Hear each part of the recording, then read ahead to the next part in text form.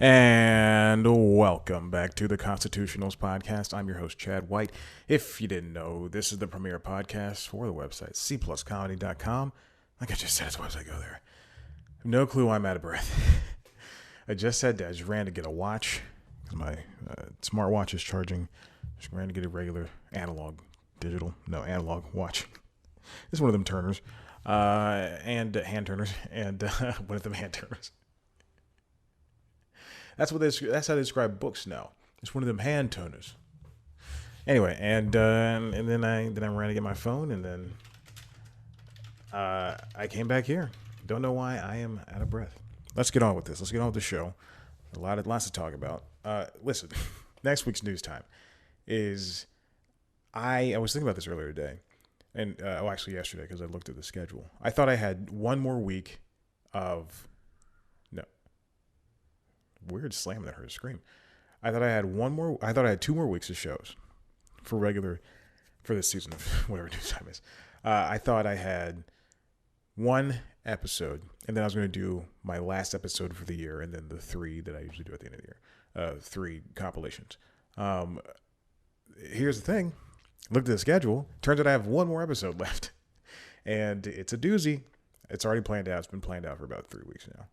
I just need to write it, but all the information I have, all the information that has been trickling out, it's about Warner Brothers Pictures, switching to HBO Max and theatrical release same day and date for their movies for 2021 because of the pandemic, and people are not happy.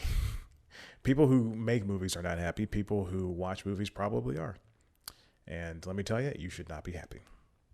And that's all. I'll leave it at that. So let's move on. Let's keep moving on. Let's keep moving through. I feel like there's 2 stories that I don't know. Okay, anyway. This first one is coming from what? Okay, this never happens. This never happens. Hold on. Give me a second. This never happens. For some reason, Notion did not. It saved 2 versions of 1 story for me, and it did not bring up this Billboard story. Okay. This comes from Billboard. Stream ripping is the next frontier for piracy wars, written by Eric Gardner. I know Eric Gardner. I've heard him on the New York Times podcast, I believe. He's a wonderful writer, and he's a smart person when it comes to music. I think, and before I get to the story, I think there's just like any type of criticism, and we'll get to this later on with the release of Cyberpunk 2077. Is that there's a lot of bad critics, but there's a lot of good critics who can put their thoughts down and stand out from the rest, who say dis good, dis bad, because a lot of the critics, what it amounts to is dis good, dis bad, and while it's not necessarily bad for everybody or good for everybody. I don't want to be on Wiki Feet. I don't know why I'm not wearing socks today. Please don't add me to Wiki Feet. Please don't add me to Wiki Feet. Oh no, my toes are so wet with water. Oh no, look at my toesies. Oh, I better dry them off with my shirt. Ooh, let me just take off my shirt and so you could add this to Wiki Feet, and you can dry off my feet with my little toesies with my little shirtsy. Ooh, oh no, you can see my cuticles of my big toe. That answered a fetish for somebody, right? So gross. My cat is looking at me and she's shaking her head. I'm sorry, Nova, sweetie. So, criticism, it can happen, twofold. And what I've learned, especially from reading James criticism, all, I go to a website called thejames.org, and they just review all the Jameses in the world. Wait till you get to James Madison, because, whoo boy, didn't think I was going to pull James Madison out of my head, but there you have it. So, James criticism, there's a lot, I know it's a medium where it's not supposed to be as serious as a music or a movie critic. But God bless, man, a lot of the game critics are juvenile and write like they surf the internet all day, and that's not entirely appetizing when it comes to I need to know the ins and outs and the intricacies of this game, or what do you have to say about this trailer, or the what's behind developers crunch time and pushing people to the brinks of going crazy and not paying people and voice actors and this and that and the other. Yeah. But there's a lot of good ones. There's a lot of good games critics out there. There's a lot of good movie critics out there. There's a lot of good music critics. I just tend to stay away from reviews now. Anyway, so let's get back to this. Let's see. So we used to be able to just download music left and right when it comes to ripping music, to stealing music. At least LimeWire, you could just go to MySpace and download things. I can only assume I never had MySpace. But now there is a new problem where people are just, obviously it's not a new problem, but YouTube has become the de facto place to steal music from, even though music is now the easiest it's ever been to get. the easiest ever, like literally the easiest ever. So now the question here is it right? The subject of the developing battle is YouTube DL, a third-party software tool that enables its users to rip videos and songs from the Google-owned platform. Illegal? Not necessarily, say proponents of the tool. Section 1201 of the Digital Millennium Copyright Act prohibits circumvention of technological measures designed to protect access to copyrighted works. But if there's no circumvention, then there's no Section 1201 violation. And some are questioning whether YouTube has really presented roadblocks. So what they're basically saying is that YouTube DL is you go to a concert, you hold up you pull out your phone and you're recording a video or audio of a never before played song or your favorite song. That is basically what that is. The example they give here is, back in the early 2000s and 90s, if you had a radio with a cassette player that could record, then you just get a blank cassette, blank tape, put it inside the cassette deck, close it, press record, and you can record from a CD, you can record from the radio. That's basically what YouTube DL and anything else that these YouTube downloaders are. Now, I use a YouTube downloader not to steal stuff, but for B-roll, for news time in particular.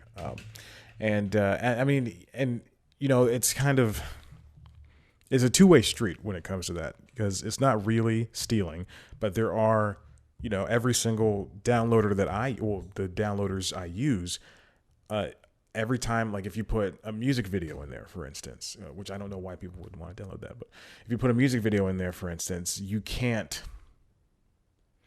it'll say, hey, we can't download this because it's music, we can't download this because it's a episode of a TV show, things like that. So the developing fight has the potential to be a consequential one, both for the entertainment industry and beyond. Section 1201 has been around for a quarter century and has been explored a few times in court. Copyright experts say that what constitutes an illegal circumvention, in quotes, is largely untested in American courts. What's more, with auto owners, smartphone owners, and others now complaining that copyright laws prevents them from tinkering, Congress has taken a renewed interest in 1201.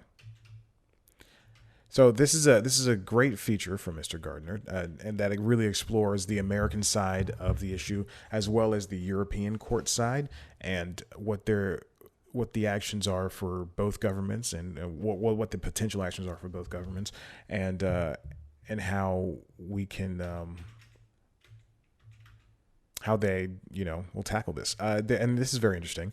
There's a headline within the story for a separate story called YouTube Reports Revenue Up 32%, Paid Music and Premium Subscribers Top 30 Million.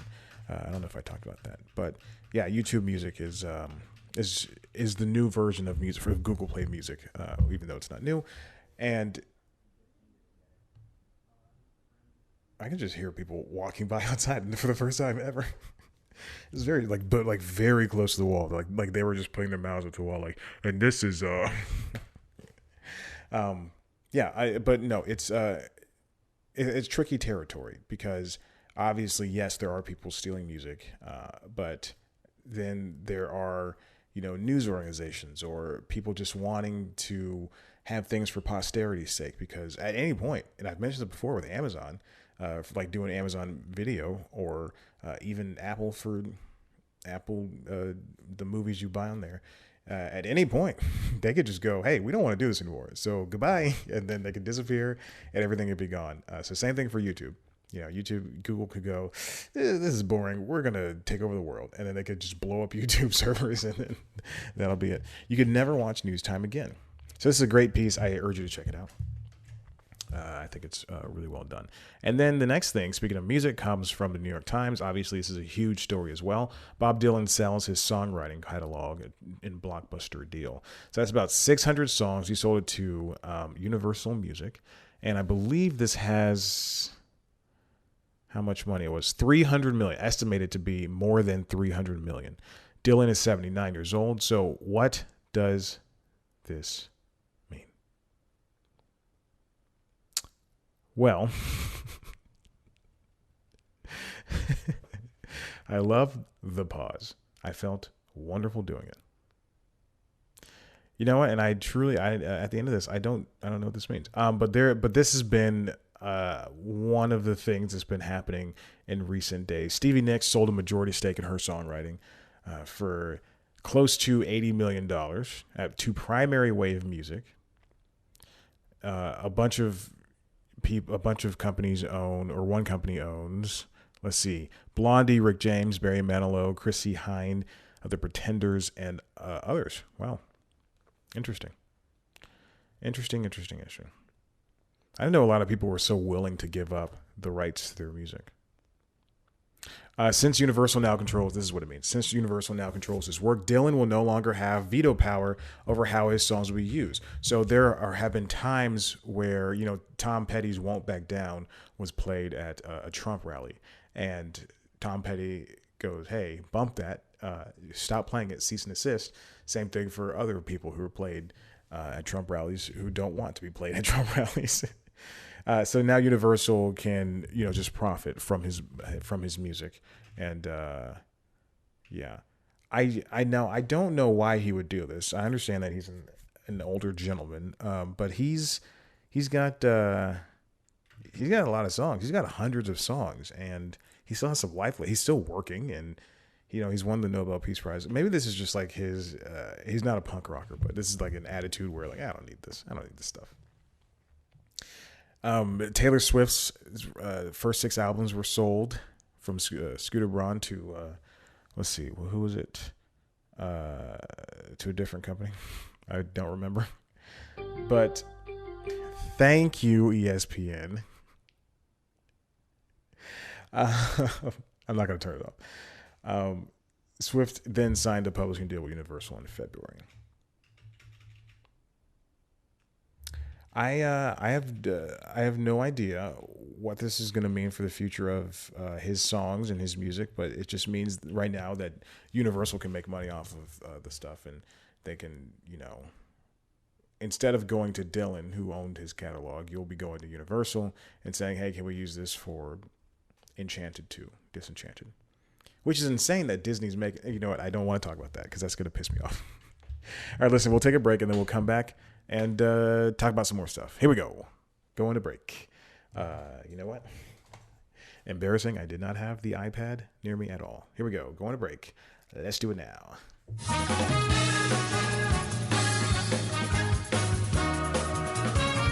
And we're back to the show that was this show. I almost got off on a little bit of a tangent in the last section.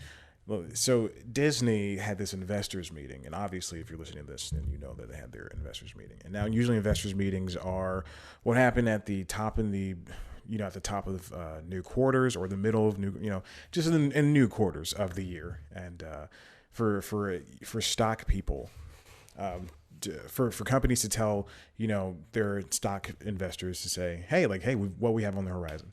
And Disney announced that they have like all this crap that's coming, 15 Marvel shows, 15 Star Wars shows, 10 Star Wars movies, 15 Pixar TV shows, and a new Buzz Lightyear movie starring Chris Evans, the one person in Marvel that I dislike the most.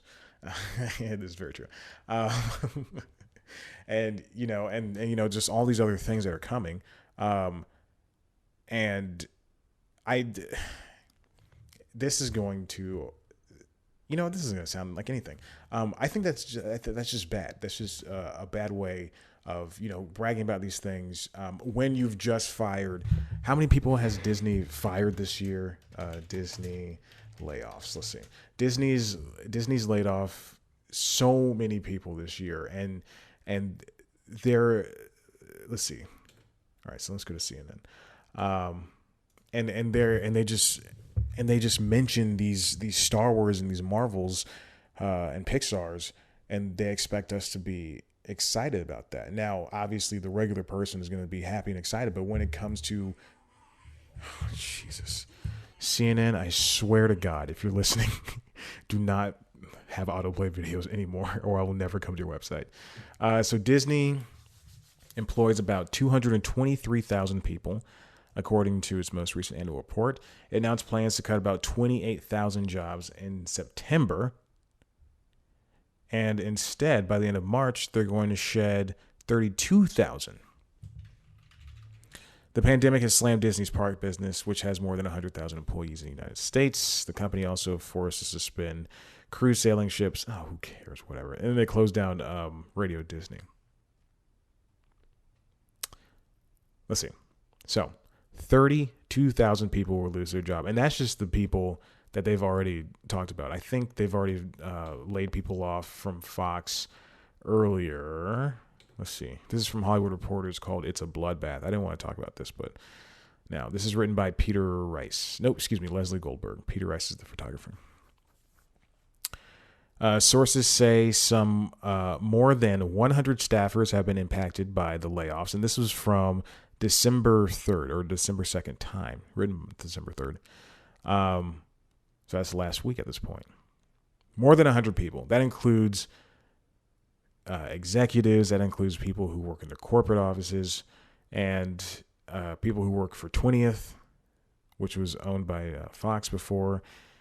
So, I mean, people should not be excited that there's going to be, Boba Fett can touch butts with Spider-Man, and Spider-Man, Doc Ock is coming back, and Electro's there, and Captain America is no longer supporting young racist kids.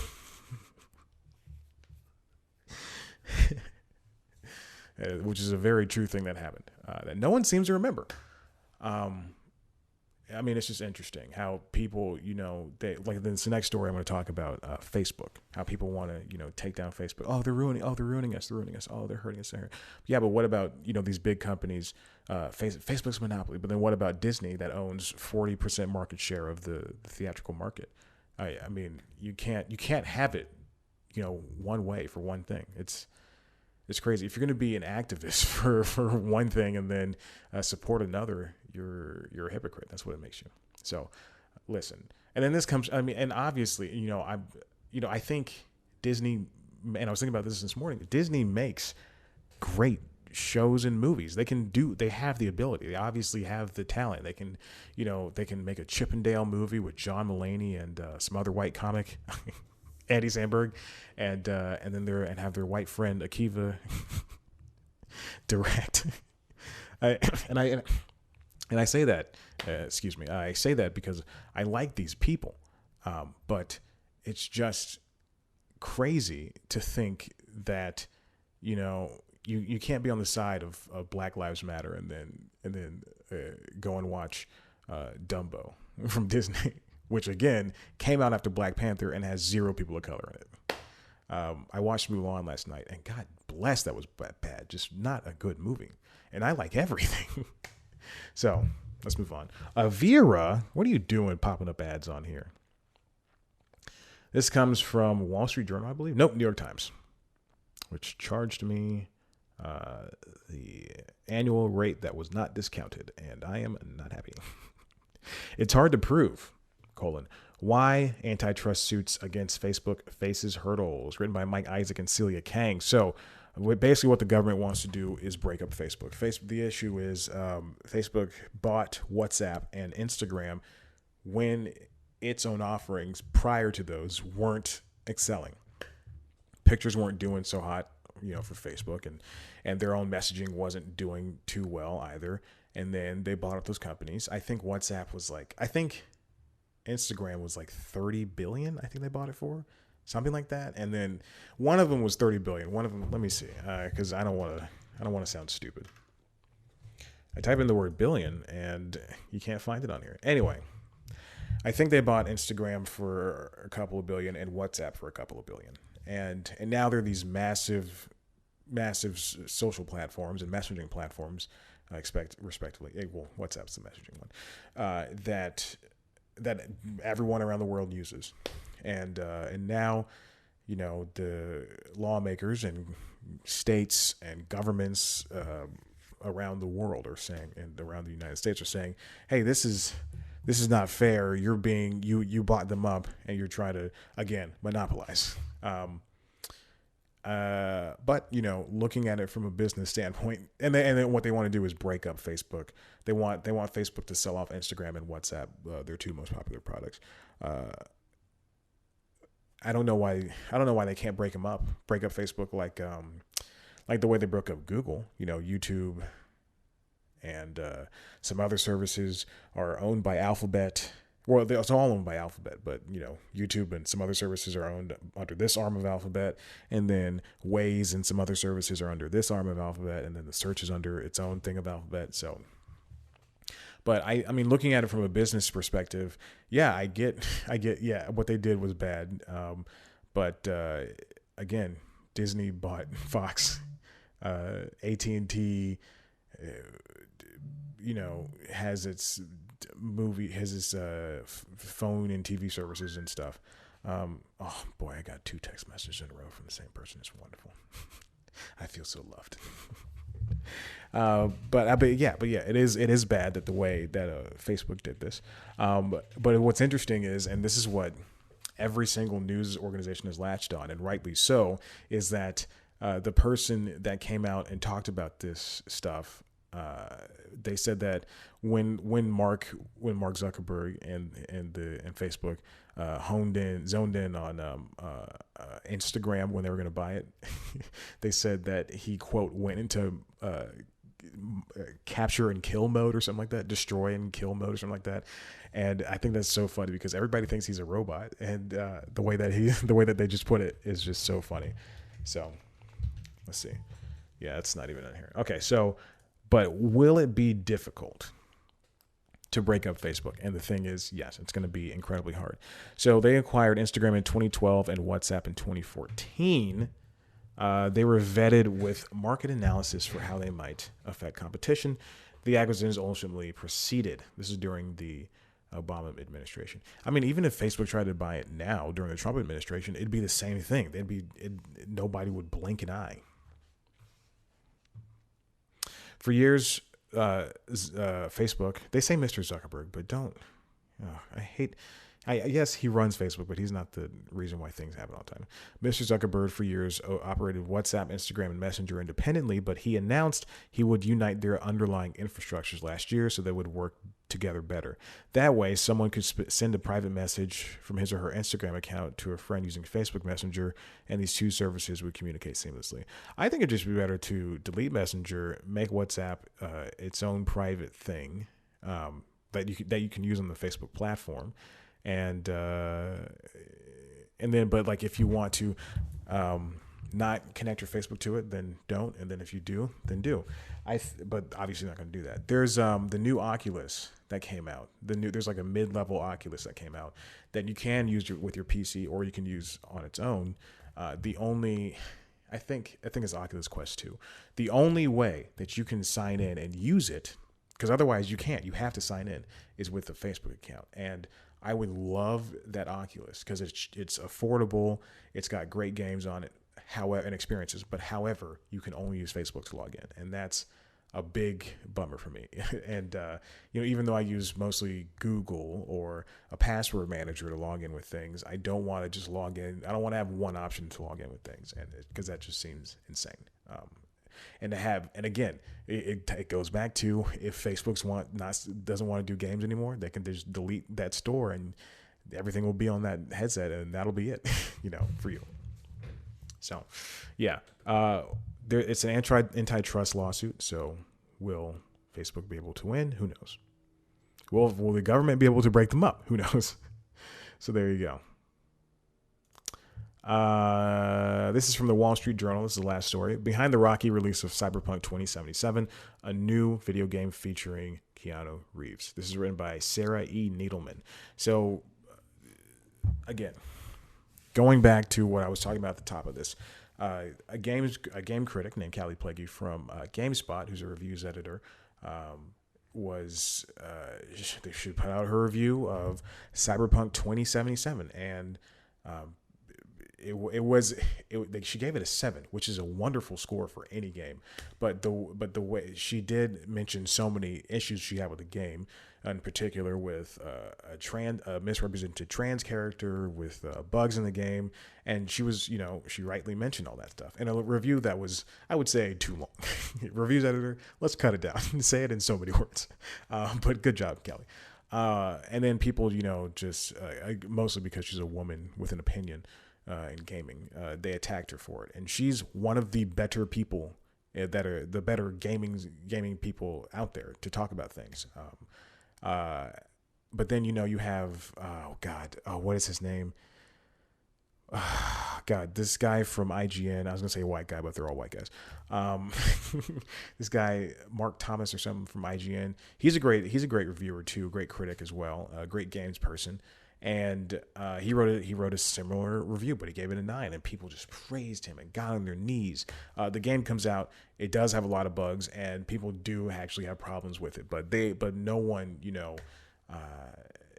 goes back and is like, hey, yeah, because like you'll see videos on YouTube all the time where people are like, oh, these reviewers are stupid and mean and wrong. But anyway, Cyberpunk 2077 had a bunch of issues, and those issues show within the game. The development issues were that they were trying to rush it out basically before this year. It's on the regular PS4 and Xbox One. It's on Xbox Series X and PS5. It's on PC, and it's on Google Stadia. It only runs well on everything but the PS4 and the Xbox One. It runs well on pretty much everything else, but there are still bugs. They rushed it. The story is not that good. It's the same people, the same developer, CD Projekt Red, who did Witcher 3. And, I think that's the problem with video games. People just want something so bad that they wanted it to be good. And if someone says it's bad, no matter, even if it's good, they're gonna support it and tell that person to kill themselves and that they're wrong and stuff. But then they get mad when a Star War is, hires a person of color or a woman in a role. So anyway, same thing happened with Days Gone. Days Gone on PS4 came out, all these bugs and stuff, and story's only all right and this and that, but people wanted it to be so good, so hard, that they just willed it, and the bugs are still there. Because you know how I know? It's because I want to buy that game, and I look at reviews, I read updates all the time, and it's still the same game virtually. But yeah. Anyway, video games are tough, and people need to understand. Listen, if you like what you heard here, head to the website, cpluscomedy.com, where you can see me talk to famous people, comedians you like Chris Gethard. I just talked to him. His video is up, and his interview's up on the podcasting realm under Constitutional's podcast, RSS feed. If you want to see a video version of this show, as well as that video interview, head to youtube.com/cpluscomedy, where you can see our premiere show, News Time, which is a weekly news show where I sit down and I discuss one topic and try to make it as good as possible like a daily show. You can follow us on Twitter, Instagram at @CPlusComedy. Follow me on Twitter, Instagram at @ChadBlackWhite. Like us on Facebook. Subscribe.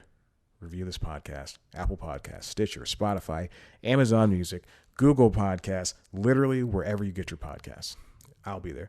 I'll be there. I know it's a Michael Jackson reference. It's young Michael, so it's before he was bad. Thank you for listening. I appreciate it. I'll see you next time. Goodbye. Go ahead. This is the part where it goes out. Okay.